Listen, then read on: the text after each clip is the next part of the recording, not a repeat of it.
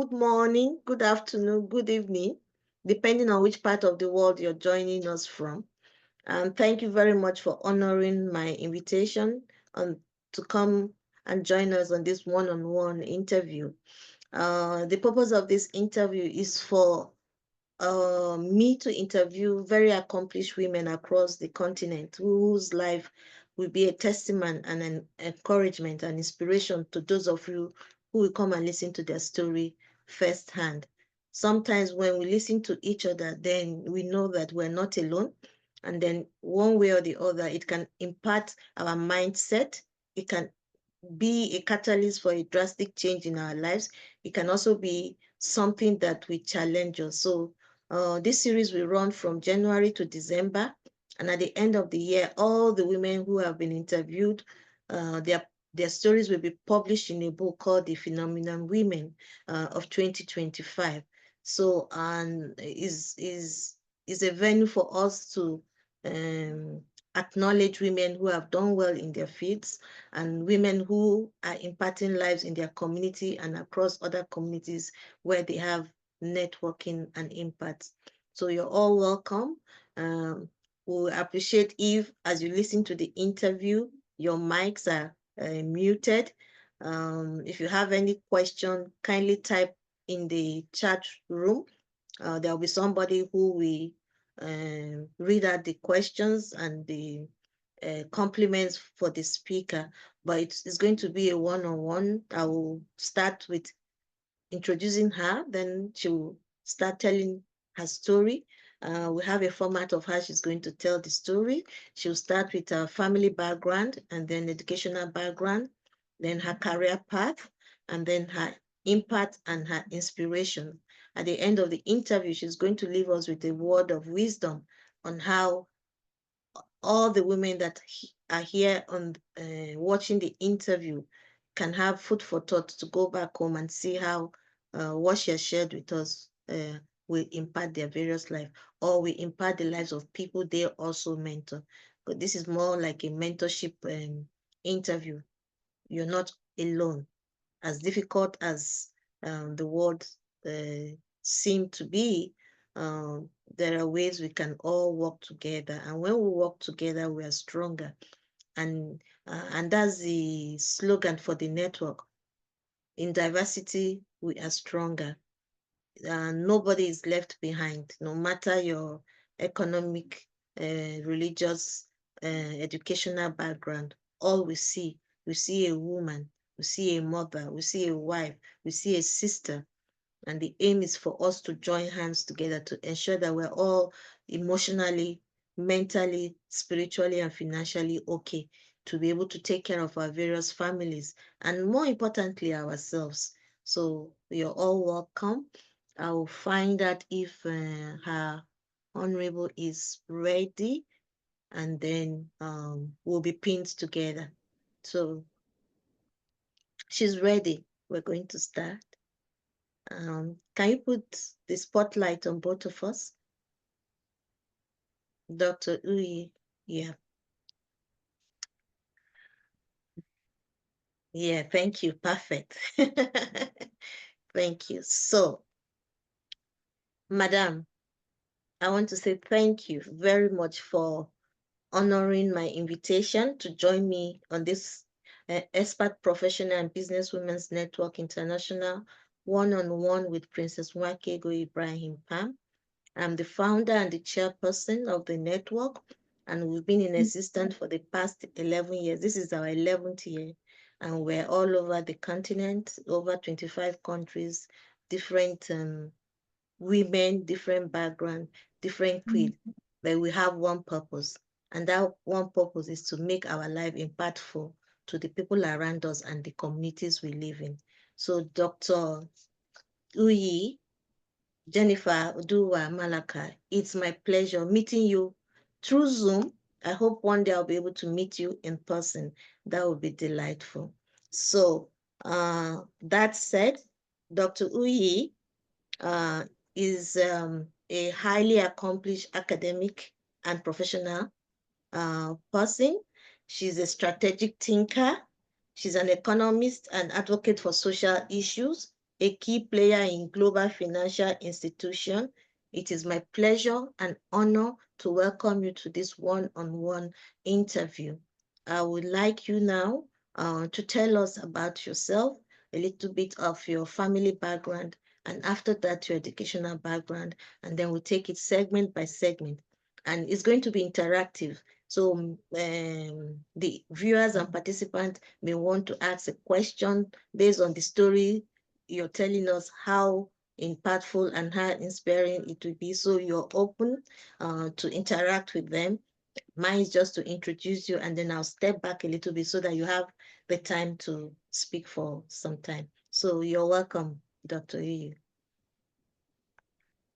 Thank you so much for having me. It's such an incredible honor to be, sharing this platform with all of you this evening. I must also just quickly thank you, Princess Nwakego, for putting this together. As they say, when you educate a woman, you educate a nation. What you've done now is really significant in this journey, because oftentimes we find pockets of women trying to do things in small ways, but you've decided to go global in your approach. And I think that in this platform is very worthy of that celebration, because of the way it's going to have the impact in empowering women across the globe. I've listened to you, I listened to your vision statement and the mission, and it's quite impressive how it started. And then even more impressive when we think about the journey that you have come. So yeah, for me, it's an honor. I'm really happy to be given this opportunity to share my own story on this platform. So let me thank you for having me, and I thank all the beautiful women. Some I can see, some I cannot. I really wish that we could have seen each other's faces. Put put a face to the name sometimes. It's helpful. So yeah, I'm Dr. Oduwa-Malaka, and the immediate past Honorable Commissioner for Arts, Culture, Tourism, and Diaspora Affairs in Edo State, Nigeria, for those who are not so familiar with our terrain. I have been back in Nigeria. I also came from diaspora. I have been back in Nigeria since 2016 because I understood the importance of going out there, getting all the knowledge, all the information and experience and exposure, but more importantly, bringing it back home, because I understand that the opportunities that I have, so many may not have at all, or even have tasted of, tasted of it. So yeah, so I started. I come from a family of 7.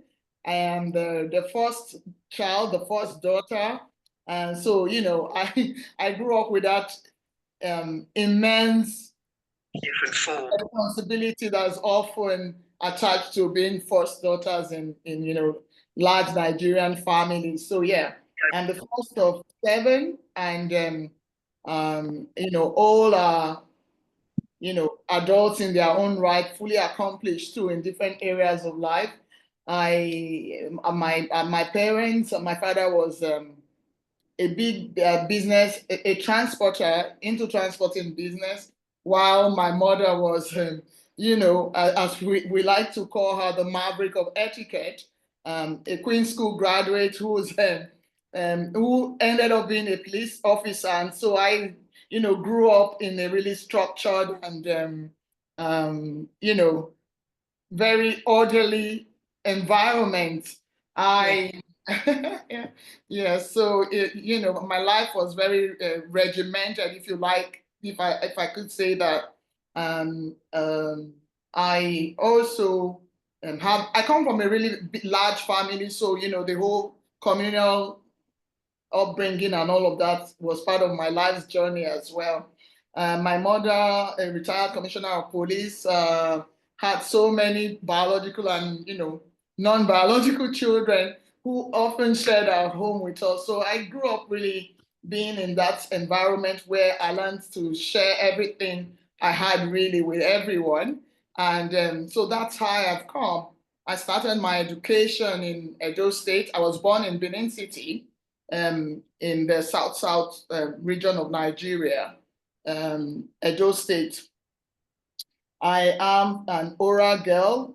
My mom's Ishan, and I grew up with a father who was raised by an Edo Benin mother. So I like to joke that I come from the three senatorial districts of Edo State. So in that way, I really, really do represent my state.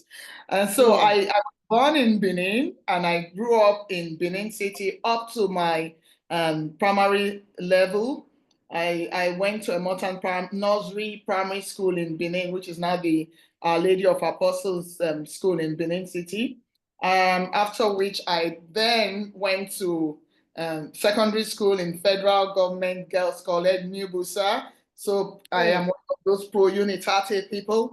So always thinking Nigeria, I'm thinking, everything together. Yeah. Yeah, I left from Federal Government Girls College, New Busa, to Ahmadu Bello University, Zaria, where I have Zaria. my first degree in economics. I graduated as the best female student in my class in my year. Wow. So again, that came with a lot of responsibilities. Growing up in the north, I left from Benin, grew up in Kaduna State, and again, in a way that resonates with what your platform is trying to achieve. I had to follow my mother on her journey around Nigeria, being, an officer in different regions of the state. So I have Mhm. quite a broad advantage in that regard. Yeah. Having schooled and, lived in the north, being born in the south, and then, schooled a part again in the west. So it's just kind of rounded. And Can I ask a question? yes, please. Yeah, Do yes, you please. speak Hausa? Oh my God, don't even go there. I'm so bad with languages. I Oh dear. understand everything, but I'm not able to speak anyone.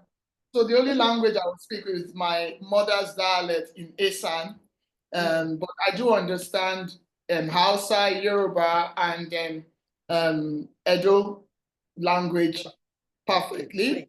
Yeah. Just not able to, Speak. express myself as I would love to. Okay. Yeah. So I left from Ahmadu Bello University. I then went to the University of Wales. That began my journey in Europe and some time in from Wales to University College Dublin, and then some studies in University of Phoenix, Arizona. So it's all around that. Oh, we are alumni. I did a Yeah. master's there. Oh, I took nice, some, nice. yeah, Yeah. yeah. So that was really my educational journey, and then I went. My most of my career was with Citibank Europe, where I worked until I returned back home in 2016 to work with my state government to experience public sector, and I've been here since then. So that's been my life, my education, and a bit of my career. I'm sure through the discussions we'll get to know each other and some Better. more. Yes. Amazing, amazing. As you were talking about your background, mine started going off on in my head. My mom is from the West, Ile-Ife, and my dad Oh is from wow. River State, Obagi, and then my husband is from Oh the North Plateau State. So I'm practically oh, all over the place. So when they ask Nigeria. me, where are you from? I sometimes hesitate because I don't know which of the parts of the country I will mention that I come from. But it's so rich to have that Just say you're diversity. Nigerian. Yes. So very impressive. So you've Yeah. been a diaspora within Nigeria, which I did too, because my father was a principal. He was a scientist and a mathematician.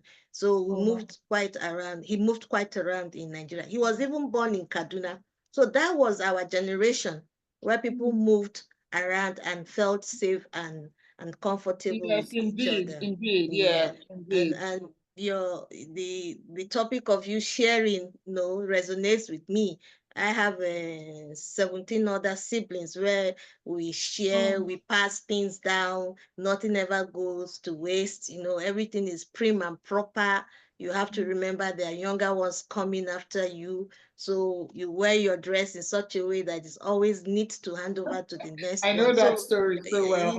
and the shoes. And if the shoes are expensive and Yeah. you put a hole to them, you know what comes with that. So very, very rich background and Yes, thank you. experience. So Yeah. now we want to know how this background and your experience in your educational background has Mm. impacted your life, and the lives of people around you. How did your mindset change? How was it shifted? Okay. So, the more you move around, the more exposure you get, the more enriched your life becomes. And so this is always part of I mean, when I talk about my life, I always say, you first, you need to experience, you need to be exposed to something before you even understand the different experiences in it. So education doesn't do all of this for you. Mm, You get your education, you get the experiences, you're exposed to different things. So just talking about my life, you can see the way I moved from the south to the west to the north, and yeah, then out of Nigeria. So with every movement you gain some experience, you gain yeah, some exposure, you gain yeah, some education. So all yeah, of that are enriching in their own way. So it's had a tremendous impact on the quality of human being that I am today. It has given exactly. me a very rounded view of life. It's Mm, given me a very, very diverse way of looking at a lot of issues, matters, the uniqueness of being able to appreciate your culture and also appreciate other people's cultures and also respect them more importantly. So, yeah. religious, cultural, traditional, all the mix is a potpourri of all the experiences. It's, I think, been a very enriching part of my life and has contributed to the woman I am today. Thank you. So I want to ask the audience for what she shared. Is there anyone who wants to ask a question or you want to know more? Um, so that Dr. You can share with you in depth if there are questions. It's an interactive interview. Any questions from the audience? If you have a question, you can unmute, or you can all unmute and just welcome her as we take a break. Can we all unmute and just welcome her to the interview? Mhm. Yeah, Okay. you're very You're welcome. So please. welcome. Welcome, So, Uyi. Welcome. Yeah, you're welcome. Welcome. Yeah. thank So you. Such an Good, honor to good be to with have you all with of you us. here. so pleased to hear about your experiences. And Thank you. my question is, I mean, do you have anything to say about how Nigeria has changed now? So, I mean, because it's so beautiful the way you were able to move, from where you were born to the north. Okay. And nowadays people are even afraid to go for youth service because of all sorts of yeah. So I don't know if you have anything to say Okay. about. Yeah, my name is All right. Arit. Yes, I was Arit. just trying to catch your name all there so Yes. I can mention your name back as well. So thank you so much. All right. I was born in Benin. I was raised in Kaduna, and then I lived some part of my life in Lagos, Kaduna, Benin, Jos, as well at some point, Akure.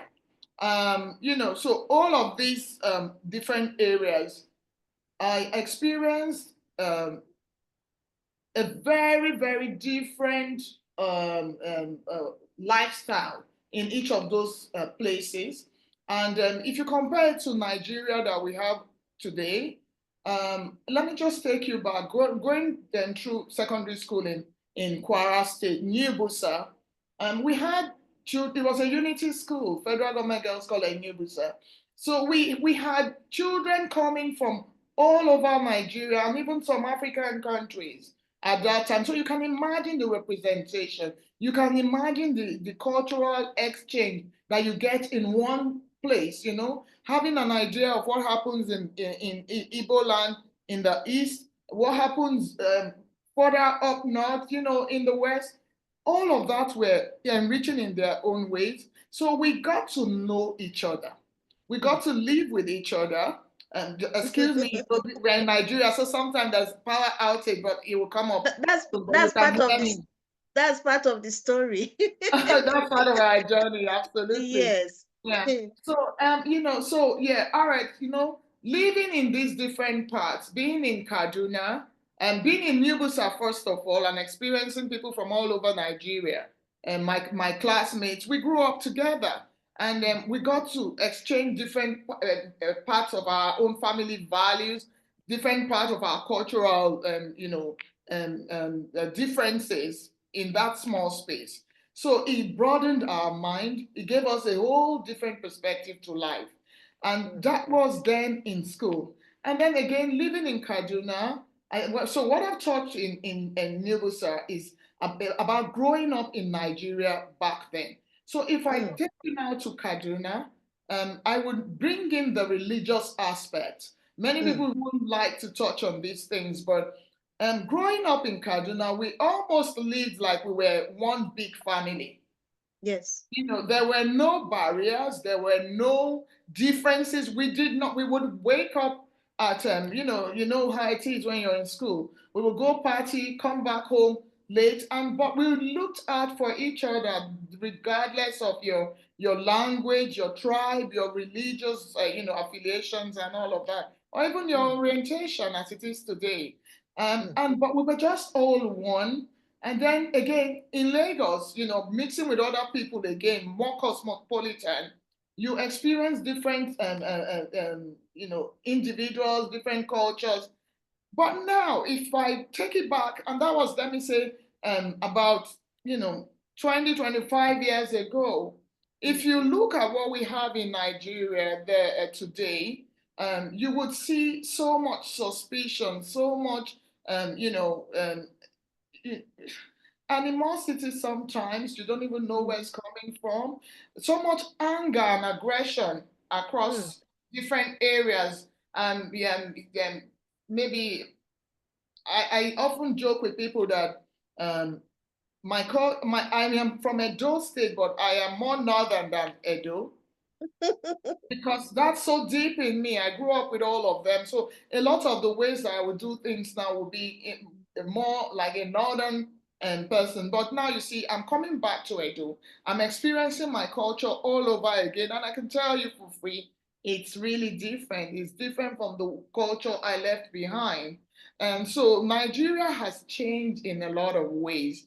I think maybe social cultural issues, socio economic issues, the political, social political issues, and all of that just have made life a little bit different from, maybe not a little bit, different from what we used to know. So, and there's that huge looking, there's just that looking over your shoulder all of the time that we didn't have at that time. And there were none of those in our growing up days. So Nigeria has changed.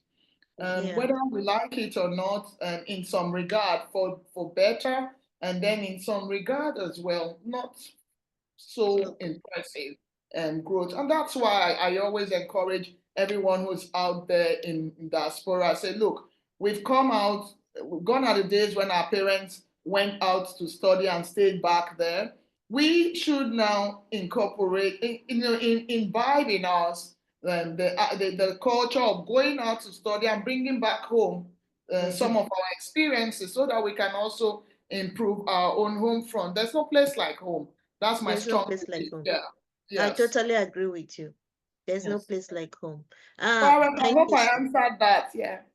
Thank you so much. Yes. Thank you. Any more questions before I Yes, start? please. I Okay. would like to know, what challenges did you face growing up as a young lady, probably wanting to enter into the spheres of the men or the male-dominated gender when it comes to work? What were some of the challenges that you faced? Okay, so that's back to your one of the focuses of this interview. You know, the whole the glass breaking the glass ceilings and all of that. You know, in our journey in leadership. Yes. So I grew up in a culture where there were no differences. So my father was a strong believer in educating the girl child. So I grew up with that whole perception of, oh yes, what I mean, just go. You earned your place at the table, so you are okay to sit there, and it wasn't handed to you. You worked hard for it, you know. So I always had that behind my mind, and even when I know that it isn't the same story for a lot of women out there, what I would always say to them is, look, listen, when you push yourself enough, they would understand and recognize, and more importantly, respect the human being that you are beyond every, gender divide. So in politics, for example, I was always a private sector person. I worked in Citibank Europe for a long time. So I was all private sector, but there was always a driving force behind everything I did. I knew that to be able to create a large impact, you know, you had to come into public sector. Yeah, so on a large, having an impact on a large scale for a group of people, you needed the platform of government. You needed the platform that the public sector provides. So I took that, plunge, and I just said to myself, if I have achieved so much in the private sector, surely I can do something in the public sector that will have a more lasting effect and a more, and a greater impact. So I came with the mindset of, oh, yes, you may not have seen somebody like me, but you need to get used to me, because I like that. I'm not going to change. I'm not going to change. I'll do it respectfully, but I am going to be here. So get used to seeing me there. And I'm going to make sure that you hear my voice. So I came with that. And this was my background, by the way. So I grew up, my mom was a police commissioner. If I introduced that, I said that at the beginning. So she also grew up in a male-dominated industry or sector, and I think growing up with a woman like that had a lot of impact on my life, and also the kind of person that my father was, giving the women even better opportunities and advantages. It just made it easy for me to be able to find my place on the table and, more importantly, stay there. So there are glass ceilings, but I think that one day at a time, we keep pushing it, and somehow it's starting to register with the other group that, these ones aren't going anywhere soon. So we're here to stay. And fortunately, I came into Edo State government where the state governor was a strong believer in women being the driving force of his administration. So for every, important, the priority MDAs in Edo State government were headed by women. You talk about culture, tourism. For Edo State, arts culture is our unique selling point. And I headed that ministry. For education, you had a woman. For the physical planning and urban and regional development, you had a woman. For SUBEB, you had a woman, attorney general, all of that. So it gave women very, very fair opportunities based on what you could bring to the table. So I didn't have to struggle. I think it gave me a soft landing coming back home to serve. And so I didn't have to struggle with that male-dominated society that is often painted there. So yes, I was able to speak up for myself. I didn't feel under pressure to say what I wanted or feel under pressure to do what I didn't want to do. So it's that was for me even breaking the ceiling from start. So I totally understand that there are ceilings, but I do also believe that if we push hard enough, those ceilings will soon disappear, or they will soon just, merge, and there will be no actual difference at the end of the day. So yes, that's been my journey. I have had very strong and influential men in my life that have played really big parts in my life journey, and I do appreciate what they bring in. My husband is my greatest cheerleader. It's been quite an interesting journey. And again, in raising our own children, I have a son too. I have tried to put in all those values that makes him respect even women the more. So all of these are done to blur the differences in my own way. So yes, glass ceilings exist, but we have a role to play in taking them off the table. Exactly. And glass ceiling is not permanent. And glass ceiling comes in different shapes and different colors, depending on the establishment or institutions you find yourself. And then there are some glass ceiling that you don't need to crush them. You just need to move them aside because it may not be, or manage them. So I think the greatest glass ceiling that we have as women is our mindset. One of the trainings I went to, and they were saying when a man is interviewed for a job and they ask him, are you qualified? Even if he knows he's not qualified, he said he will do the job. I can do the job. I'm qualified. But if you ask a woman applicant, are you qualified? Can you take the pressure? And you see them saying, I will try. I will try does not put you on the table.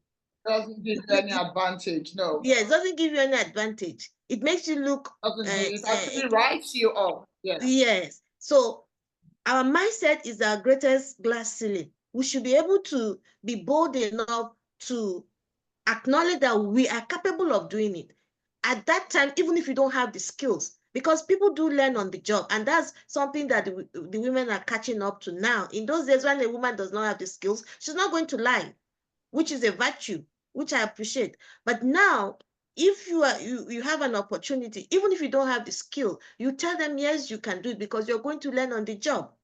Being an expert does not come from education, it's learning on the job. So I think the mindset of women should shift, and then the glass ceilings will shift along with them in the different fields you find yourself. Thank you very much. Any more questions before we want her to talk about balancing professional growth and personal well-being? That's a lot of pressure on women in this area. I want you to share with us, since your career path has spanned across countries and continents, to encourage women here that it's doable, is attainable, but we need to know how you balance it, or how can we balance both. Okay, may I ask one question? I hope I'm not drawing you back. Go ahead. Yeah, so I admire the way she was able to, make the decision to go back home and take all her experiences internationally to the home front, and also the move from the private to the public sector in order to have greater impact. But I want her to just tell us a bit, how do you do that? Because you want to have impact. One of the ways people say is that you join a political party, and people are saying, oh, I can't even see they want to join. But getting into the public sector is not easy either. How do you navigate that as somebody who has the intent to make this kind of impact? Thank you. And let me add a little to that question. How did you make up your mind which party to join? Okay, that's okay. So, sorry, what's your name? Sorry, Iris. It's Iris again. Sorry. Oh, Iris again. Yeah. Okay. All right. So, okay. The thing is, making up my mind to come back home. Okay, so I'm one of those people that would take a note and write where I want to be in 2 years, 3 years, 5 years. So I always have a plan of what I want to do in the first. And like I said, I will finish school. I'm going to have my children within 5 years. I'm going to have 3 children within 5 years. And I'm going to stay and be a hands-on mom. and work and do flex job, but I want to be part of my children's early life. So I want to be at home with them and do all of those things. I'm one of those people. And so when I went off to study in Europe, I had already made up my mind that I was going to, have my kids, raise them, and then when they get into secondary, I will come back home. And okay, so fortunately, I was able to get, a great employer, Citibank, who afforded me the opportunity to have flex job, have a real great experience of work-life balance, which meant that I could take my kids to school in the morning and be able to dash to their school and come back to work, or leave work and pick them up, or even work from home. So long before COVID changed our work life, I was already doing the work from home. I was already practicing work from home. I was already practicing flex job. I was also already, used to being able to find my own work and life balance in raising my young family and pursuing my career at the same time. So those first few formative years of my children's lives, I was there all the time. I was there with them. I took out 5 years from my career to do that with my kids. And then I have 3 children. They're all grown now, between 27. My first is 27. My second is 25. And my youngest is going to be 22 on the 4th. So I have managed to do that and raise the children alongside working and, achieving a brilliant career with Citibank as an investment banker. So when I decided on spending 10 years there to build my career to a certain level in Ireland, Dublin, Ireland, I had already started to make plans to come back home. Yeah, so what I did was, Citibank is a global bank, so it follows its customers around the world. So what I was able to do was I said to them, I want to go back home, but I could take a transfer and work from Nigeria remotely if I don't get my exact role in Nigeria. So I happened to, yes, that was okay for Citibank to do. They're great employers, by the way, not just trying to blow their trumpet here, but they are great employers. They do support family life in a way that you cannot imagine. I had said to, I always I'm really passionate about my culture. I'm really passionate about everything Nigeria. So if you work with me, you will know everything about me as an Edo girl. You know about my country. You will know my foods. You know I would wear my African clothes to work on Fridays. I'm that sort of woman, and everybody will be interested in what you're doing. So when I said I wanted to go back home, this was around the time in my life where my kidnapping was becoming rampant. And my husband had in fact just been kidnapped in front of our home in Nigeria. And, I went back, and this is me coming to tell my employers that I wanted to go back home. So naturally, they thought, oh, is there something going on here? Does she need some, guidance and some counseling and all of that? But yes, I had made up my mind I wanted to come back home at that time. So I did. I came back home. Oftentimes, I'm in discussions with friends and colleagues across board who know my passion for my home country. So when the elections and campaigns started back home in 2015, one of my, friends had told me, oh, the people who are, coming out to run on the different political parties in Nigeria and in your state are people that I think you can work with. I was pure private sector, even though I had had a lot of work done with even the Irish government when I was in Dublin, trying to drive some awareness amongst the new migrant communities as well. So so I said to him, I said I was going to follow them for a while and see if truly I could work with this set of people. And that's exactly how I came back.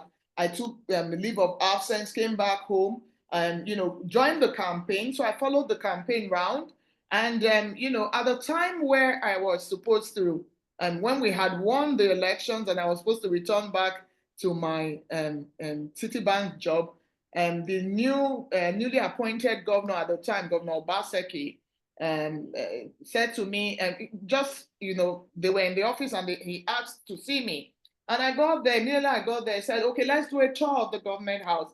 And that was how my life in Edo started. I took a tour with the governor, and then I ended up becoming his principal private secretary from day one. And an office I held until, 2 years down the line when I became his senior special assistant on strategy and special advisor on strategy and program management, and then Honorable Commissioner for Arts, Culture, Tourism, and Diaspora Affairs. So the journey was me, it wasn't deliberate, like join this party, or I just looked out for the people I thought could do, my state good. And I that's where I pitched my tent. So I had followed them. I knew, okay, he had a banking background, private sector background, very similar to my background as well. And I could work with him. So it wasn't deliberate. I didn't join a party, but it was when I started following the campaign, I then joined the party. So I came in as a technocrat. And along the journey, they changed us from technocrats to technopoles, as they like to refer to it, Yeah. And then, somehow along the line, when you represent the people, you become more political. So that was my journey in politics. Yeah. That's just a Yeah. nice way of getting us back. Yes. Yeah. At the end of the day, we'll all just become politicians in what we do. Yeah. Yeah. Yes. So what an interesting journey. And from what you said, I learned that when you have a purpose, you'll be able to position yourself. You actually positioned yourself. And then there was the measure of humility I picked from when you were talking, that you really didn't go asking for a position. You were just there for the impact. You're just there, like understudying, making a research of how this institution worked. I wanted to contribute. I wanted to be a part of it. I wanted to Be a contribute part my of quota. it. And then maybe the governor Yes. picked on your professionalism or your skills or your character and disposition. And this is a lesson for younger women that, we grew up with parents that went through the ranks. It's not these days you come out of university and they go and make you head of an establishment. There's a process, there is a precedent of getting to where you are. So without her telling us today, I would have just assumed that she was just picked to be commissioner of tourism, arts, and culture. No, but she started as a secretary, then a special advisor, and then she ended up being a Principal commissioner. private secretary, senior special assistant on strategy, and then special advisor on strategy and program management, and then chairman of the strategy and program management office before I became honorable commissioner. So I had to learn on the job, taking you back to that. I learned on the job. I have never done anything like that, but the same set of skills, that's what you need to work in any management position. So that's what I brought to the table, and professionalism as well. Thank you. I hope you all bought Alright, into I hope that you learned humility. Yeah, that was really great. Thank you so much. Okay. So any more questions before we move into your impact? Not a question, just a comment. Okay, I please go ahead. applaud you, Ma. It just shows that your work speaks for you. Is And that I think Liz that speaking? yes, Liz. Please introduce yourself so she knows you. Okay, my name is Liz Hefon-Asari. I'm from Ghana. All right, nice to meet you. Yes, thank you. I applaud you, Ma. There's one thing that has resonated with your narration of how you got to where you are. And it just shows me what I've always been saying to the young ones that I mentor, that your work speaks for you. If your work speaks for you, progressing is not a difficulty. Progressing comes easily if your work speaks for you. So already from your narration, I know the kind of person you are. You persevere, you ensure excellence, you work to the best of your ability, and that I appreciate very much. Thank you very much. Thank you. Thank you, you Liz, so for much, that. Liz. Yeah, thank you. Yeah, thank you. Any other person wants to share or say something to Dr. Uyi? She wants to hear from you so that you go back and, we all need feedback. Come on, guys. There's not nothing like a stupid question. We're going to Yes, learn from each other. we are Yeah. learning from each other. Exactly. Yes. Okay. While we're waiting for people to get to the point where they want to ask questions, can you just tell us, after being the commissioner and after going through all those positions, knowing how the government works now, how do one get to assess entrepreneurship and innovation, especially for women? Okay. That's a very interesting area, and that's one that I'm really passionate about because I do understand the power of entrepreneurship to drive women empowerment and to make them more inclusive, especially giving them that financial independence and inclusion along Yes. the line. So in my job as commissioner, remember I mentioned that I felt like my getting into public sector was for me to make a greater impact on a larger scale. So Yes. what I've done so far, essentially coming in and managing the program management office of the Edo State government, it meant that I had I had to be involved in any program, initiative, or project of the state government.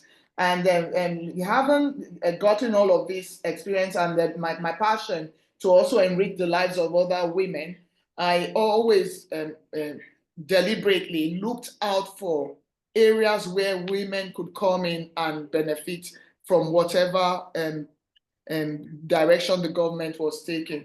And we also had a very women-friendly, of female gender-friendly government. So it was easy for me to drive some of these things. So in a lot of the ways, there were entrepreneurial opportunities coming from donor agencies, big multinationals in Nigeria, NGOs, and even different individuals just coming in and say, oh, they want to be a part of what's happening here, banks, financial institutions. So in all of that, what I saw, even across the agri, commerce and industry areas of our state government, there were always opportunities to ensure that women benefited from the government spending in those areas. I'll give you some example. Food is one of the easiest ways that you could enrich people's lives, whether in job creation or even putting food on your table, or trying to make you that independent woman that you want to be. It was always the greatest employer of labor. So agric, we used agric in a lot of really diverse and beautiful ways. We were able to, diversify our agric ministry in a way that we had women across areas that you would not have ordinarily thought that they would come in, especially in our state, given our cultural,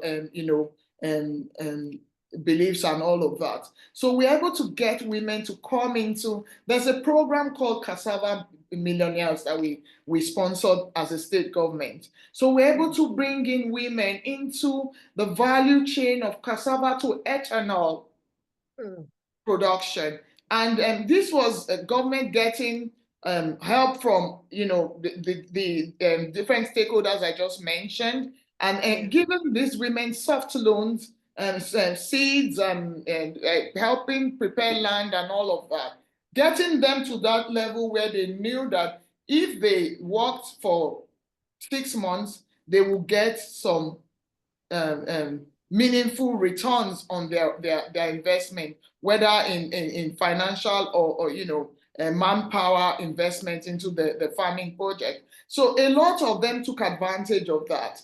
Another was in poultry. We did the same thing.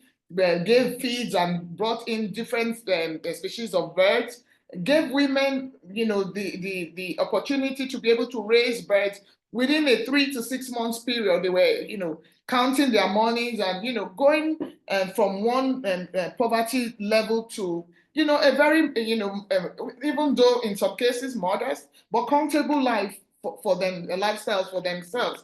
So these were some of the things that we did in entrepreneurial, other entrepreneurial opportunities too. We had those skills and jobs agency, which also was a part of one of the areas where I also overlooked and oversaw as chairman of program management office. And where we concentrated was in trade and industry.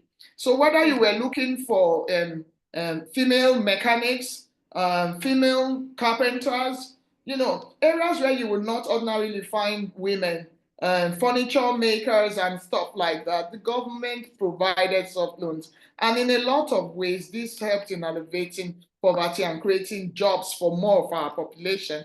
So yes, we did use entrepreneurial skills to enrich the lives of our women, and it was a conscious and deliberate effort on our part. And for us, women, we had a lot of very strong women coming from diaspora and professional backgrounds here as well. And so with a mix of, your experience, your exposure, and seeing what you have at home, there was just that big opportunity for you to do more and give back to your society and communities. So that's what we did. Yeah. Thank you so much. Any more questions? Because now she'll be leaving us with the word of wisdom as she shares her future aspirations with us. Question, please. Okay, please go ahead. Who is speaking? Introduce yourself. My name is Ibrahim-Pam. Okay. I live in Belgium, so I'm speaking from Belgium. I work very closely. I work a lot in Nigeria as well, both with my NGO and as a consultant. And I've worked a bit with government. And one thing that has always shocked me working with, the public sector in Nigeria is the level of corruption. Okay. And it's pervasive. It's not like it is. I'm listening. Go ahead. I think that is the most shocking to me. I want to know how you are dealing with it. Because you can't tell me you don't know there is corruption and that you don't confront, you are not met with it every day. Yeah. Please go ahead. Okay, thank you so much, Biodu. And I heard Belgium, by the way. Nice, I hope. It's still cold there, right? Yes, it is. Although it's getting warmer, we're in the plus today.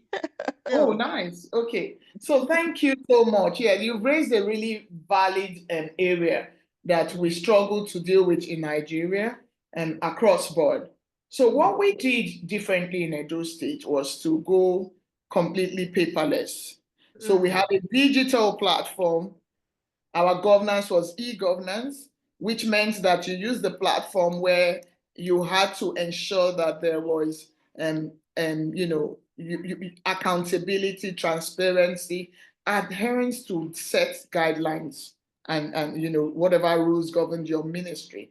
So my time as an honorable commissioner in Edo State saw me using what we call the e-gov platform of Edo State government, which meant that if I wanted to deal with any contractor or any external stakeholder, it still had to go through that platform.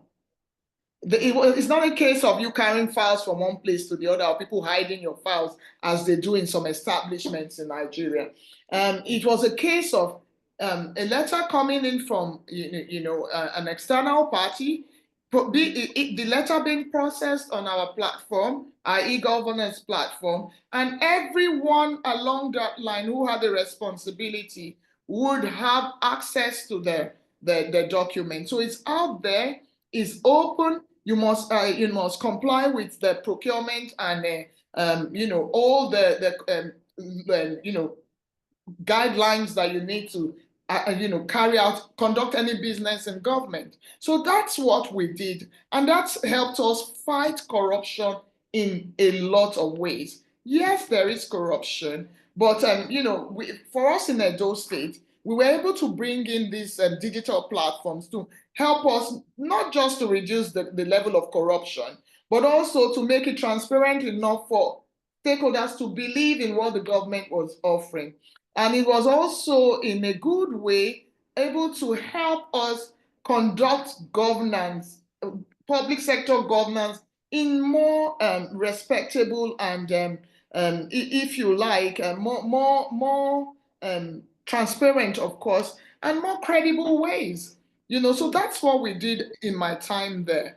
I could go on and tell you about areas where we saw. I mean, the first thing we did when we got into government was to go paperless. Paperless meant you didn't have to take files. They have a culture that we met where, because they wanted some kickbacks, they could keep your file away for so long, and you'll be there trying to drive a small program, but somebody's keeping your file waiting for you to come and give them some, some envelopes or, back. There's corruption all over the world, by the way. It's just that in our own case, it became so blatant. It was so blatant. It's so deep in our culture, it's systemic in such a way that anywhere you needed to go, you would face it. So in our own state, we're able to deal with this using digital and e-governance methods and processes. So yes, it still is there, I can tell you, but we reduced it significantly. Thank you. Due diligence usually help to curb the excesses. That corruption will be eradicated is a long way to go, but that it can be curtailed and minimized. It's really possible, it's attainable. And it's dependent on the person in position, because the corruption can be monitored from the person heading the establishment. And from what she has shared with us, we can see that she's diligent and striving for excellence, and the passion behind her committing to work for the Edo State government was for impact. If we had that from the beginning, you see, when I mentor young women, I ask them, what is your driving force? If money is your driving force, then you will not be an excellent person. You will not be diligent. But if impact and excellence is your driving force, you will not compromise all the things that needs to be done to get to your objectives. So, Honorable Commissioner West, I'm so happy. I'm so glad we were talking as if we've met face to face. This is our first time of actually seeing each other and talking to each other, but I like the chemistry, I like the rapport. You're very friendly and outspoken and eloquent. I'm so happy that I've made a new connection. So you're welcome to join the pool of international women on the platform.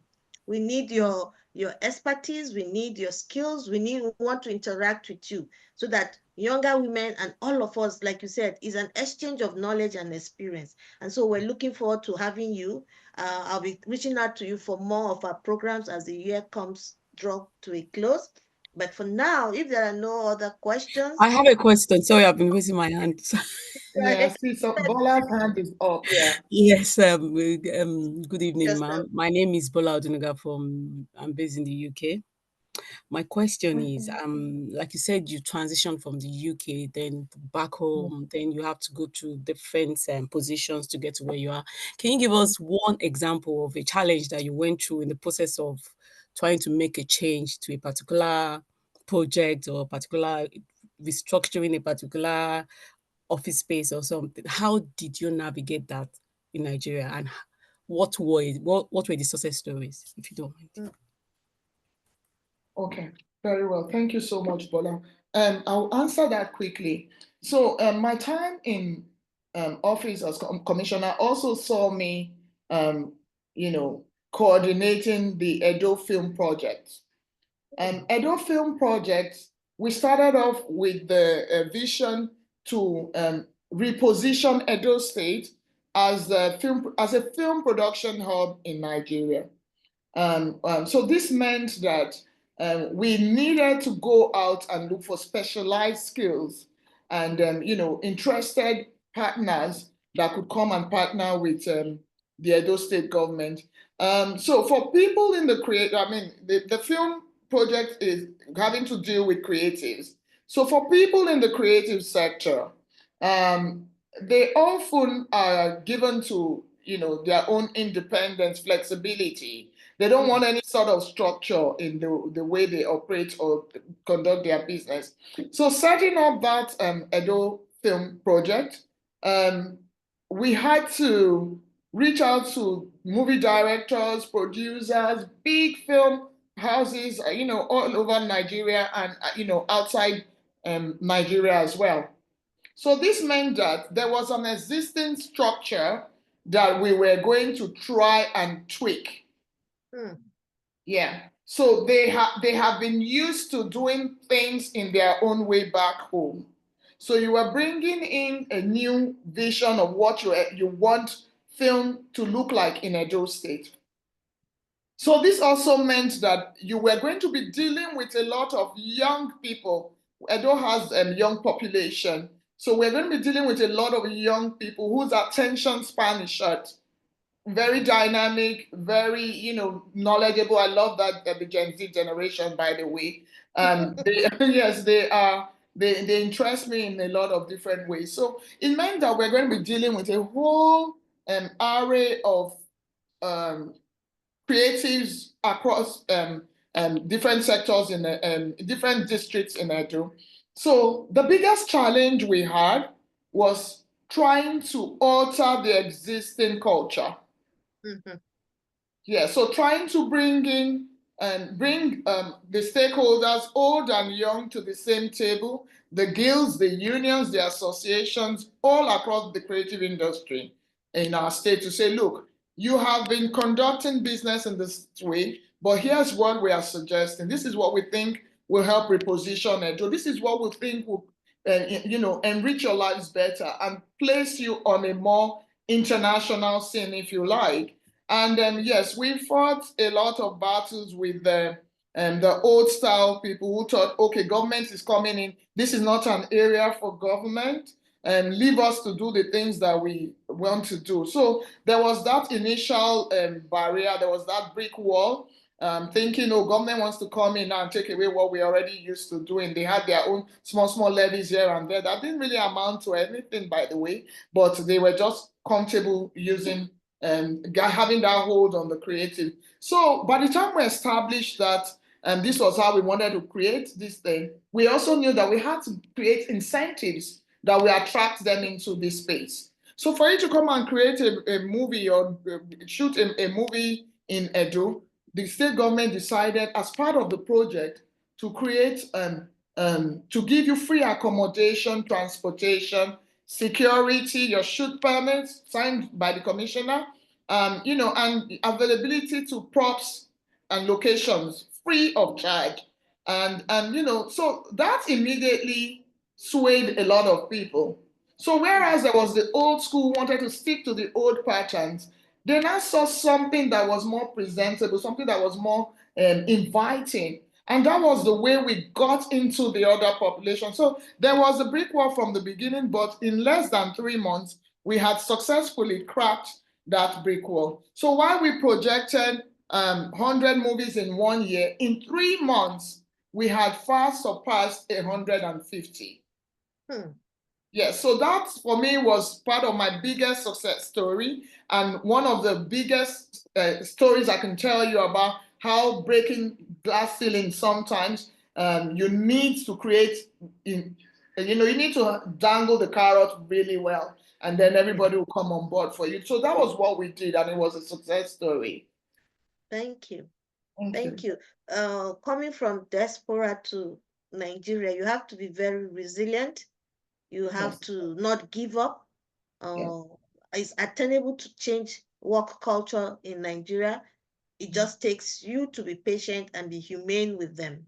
And once you are able to reach them emotionally and they're not threatened, they start conforming. They try to, but it's a tough Yes, they nut, do. but it's doable. Thank you. It is So absolutely, yeah. yeah, if there are no more questions, I would like her to round up by giving us her future inspiration and a word of wisdom as we round up this interview. So I'll open it up for 1 minute. Anybody want to say anything? Want to ask a question to Dr. E? Uyi. Okay, so you have the floor, Dr. Uyi. Just tell us about your future inspiration and leave us with a word of wisdom. Thank you. Great. Thank you so much. Yeah. So, well, for me, looking ahead, my vision is to deepen my impact by continuing to create platforms for women to thrive, whether in leadership, entrepreneurship, or personal development. I also aim to inspire women to embrace unique journeys and lead with courage and authenticity. It may be easy for me to say this because as an Edo woman, we have all these qualities of being very conscious of our self-esteem, our courage, our Inheritance. the cultural background, our dignity, our integrity, everything about the Edo woman and all. So I brought that to board, and I've been able to use that to showcase everything I projected throughout my life journey. And so I would always say to my Edo women, and now to my new family that I am discussing with now, to also bring in those unique journeys into your own life. Don't be afraid to dare and go out there, break those ceilings. They are there to be broken. We're not going to just say they're there and stop us. No, let's always try and reach out. And for me, really, I look forward to sharing. I've enjoyed my time this evening. I look forward also to sharing more insights during the interviews that we'll have in the future and engaging in very meaningful discussions with you, and that will inspire more women worldwide. I know that together we can break these barriers, we can shatter the ceilings, as I just said, and create a future where every woman realizes her own full potential. And I always like to say that the sky is big enough for everyone. Everybody. And then just grab your beat, stay there, pull others along. The more the merrier. There's always more room at the top. So don't be afraid to dare, stay there, seize all the opportunities that come your way. If you fail, you fail. Get down there, but get up again and keep going. So that will be my journey, and I'm just encouraging everyone listening to me to also be a part of that journey too. Thank you so much. I've totally Thank you enjoyed very much. time Please, with you. can we Thank just thank unmute and you. tell her thank you and give her feedback from what you've heard, and then I'll just close up. Dr. Thank you Uyi, very much, Doc. Thank you. Thank you very much. Thank you. Thank you. Thank you. For this. Thank you so much. Thank Thank you. you. So Thank we you. just want to say thank you for honoring our invitation once again. I've thoroughly enjoyed my chat with you. Like I said, the chemistry is there, you're relaxed, you're cheerful, so it made everything so easy for everybody. And the way you've answered the question was great. I just want to say thank you. I'm actually so excited. I'm looking forward to working closely with you. You have a lot of skills that will be beneficial to many of the women on the platform that are Absolutely. Yeah. looking Anytime. looking to define themselves, looking to improve on what they have, and actually trying to build on their self-esteem. A lot of women suffer from low self-esteem because of the different situations they find themselves, and help usually don't come in the manner in which they can easily reach. So our platform is open to any woman who wants to develop herself personally or her career, We have mentors. We've gotten another one to add to our pool of experts. I'm sure she'll be happy to interact with you one-on-one, because a woman that has a huge network is the wealthiest, because the wealth Absolutely. of a person is measured by the connection and the network. It's not so much as the money you have Network. in the bank, because the money you have in the bank cannot open doors for you.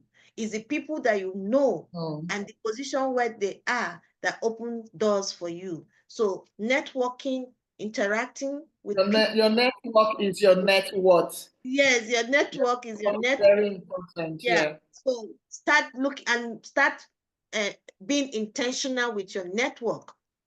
Bring people who will elevate you, people who will add value to your life, and people you can add value to their life, because it's a collaboration. It's not a one-sided relationship, and that is why I have friends from different fields, from different backgrounds, because I learn from them. And it has made me richer.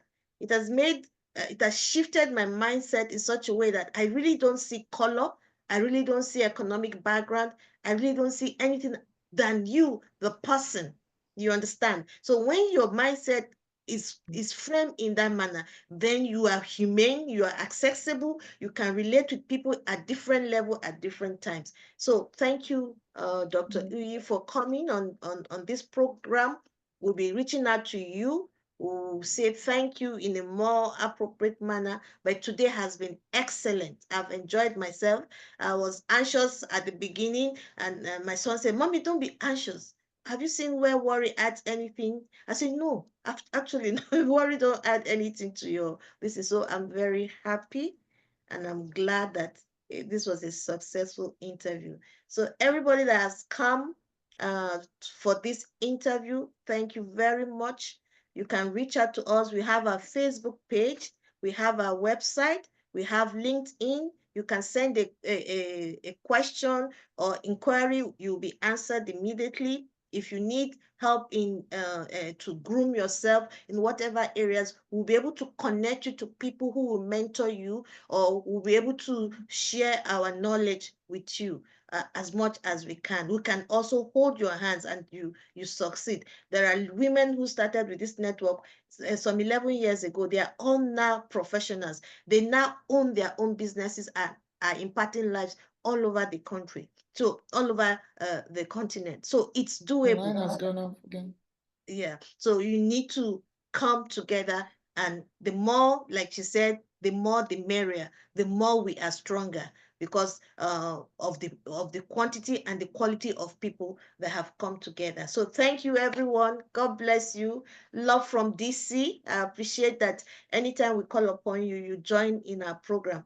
And this program will be running for the rest of the year. Like I said, I'll be contacting more women in different fields around the world, from Asia, from Africa, from Europe, will be our guest. So please come. Sometimes you just need to listen, and something in your life can change. God bless you, and have a wonderful, wonderful week ahead of you. Thank you.